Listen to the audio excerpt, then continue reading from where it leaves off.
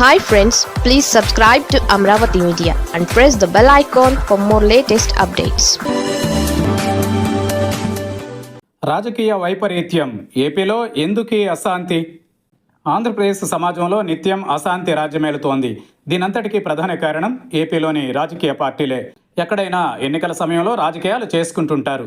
విమర్శలు ప్రతి విమర్శల్ని ఎన్నికల ప్రచారంలో హోరెత్తించడం సర్వసాధారణం. అయితే ఆంధ్రప్రదేశ్ ప్రజలు చేసుకున్న కర్మ మరొకటో తెలియదు కానీ నిత్యం రాజకీయంతో అగ్నిగుణంలో ఉంటోంది. ఏ సమాజంలో అయినా ప్రజలు మొట్టమొదట ప్రశాంత జీవితాన్ని కోరుకుంటారు. ఆ తర్వాత సంపద, ఇతరత్ర ఆశలు, వెంపర్లాట్లు ఉంటాయి. భారతదేశంలోనే ఆంధ్రప్రదేశ్ రాజకీయాలు ఎంతో ప్రత్యేకమైనవి. రాజకీయాలలో ఇక్కడున్నంత విద్వేషం మరెక్కడా చూడలేమని సీనియర్ నాయకులు చెబుతున్నారు. కొద్ది రోజుల క్రితం జనసేన ఎమ్మెల్యే మండలి బుద్ధప్రసాద్ మాట్లాడుతూ రాజకీయాలలో ఎందుకు కొనసాగుతున్నామా అని ఆవేదన చెందారు. ఇలాంటి అభిప్రాయం తనతో పాటు వేదిక పంచుకున్న బీజేపీ ఎమ్మెల్యే సుజనా చౌదరిది కూడా అని ఆయన పేర్కొన్నారు.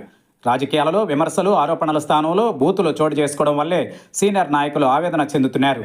ఈ విషతుల్య రాజకీయ వ్యవస్థలో కాస్త మర్యాదస్తులు, గౌరవప్రదమైన నాయకులు ఎమడలేకపోతున్నారనేందుకు మండలి బుద్ధప్రసాద్ కామెంట్స్ నిదర్శనం.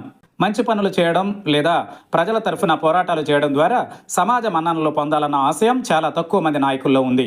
ఎంతసేపు ప్రత్యర్థులపై ఉన్నవి లేనివి కల్పించి కనికట్టు చేస్తూ వారిని బదనాం చేసి తాము ప్రజాదరణ పొందాలనే తాపత్రయమే నాయకులలో కనిపిస్తోంది. ఇందుకు రాజకీయాలలో ఉద్దండులమని చెప్పుకునే నేతలు కూడా మినహాయింపు కాదు. రాజకీయ ప్రత్యర్థులపై ఏ రకంగా బురద చల్లాలి, అంతిమంగా తాము పబ్బం గడుపుకోవడం ఎలా అనే విషయాలపై మాత్రం ఎక్కువ మంది నాయకులు దృష్టి సారిస్తున్నారు. రాజకీయ కాలుష్యంతో ప్రజలు తీవ్ర ఇబ్బంది పడుతున్నారు.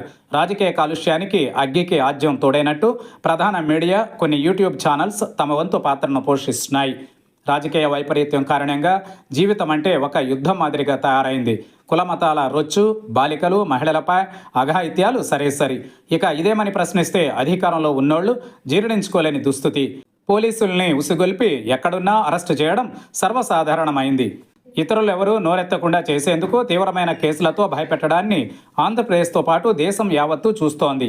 సమాజం రాజకీయంగా విభజనకు గురైంది. అందుకే మంచి చెడులనేవి లేకుండా పోయాయి. నచ్చిన వాళ్ళు ఏం చేసినా సమర్థించడం, నచ్చకపోతే తిట్టడాన్ని చూడొచ్చు. ఇవన్నీ కూడా సమాజ పతనానికి సంకేతాలు. అందుకే చాలామంది అవకాశం ఉంటే ప్రశాంతంగా జీవించడానికి మరెక్కడికైనా వెళ్లాలని కోరుకుంటున్నారు. అవకాశం లేకపోవడం వల్ల మాత్రమే రాజకీయ కాలుష్య రుచిలో బతికిడుస్తున్నారు. ఈ పరిణామాలు సమాజ శ్రేయస్సు కోరే వారిని తీవ్ర ఆందోళనకు గురి చేస్తున్నాయి. ఇలాగైతే ఆంధ్రప్రదేశ్ సమాజం ఏ దరికి చేరుతుందో అని ఆందోళన చెందుతున్నారు. ఏ సమాజమైనా బాగుండాలంటే మొదట అక్కడి రాజకీయ వ్యవస్థ మంచిగా ఉండాలి. ఆంధ్రప్రదేశ్కు రాజకీయ వ్యవస్థే శాపమైంది.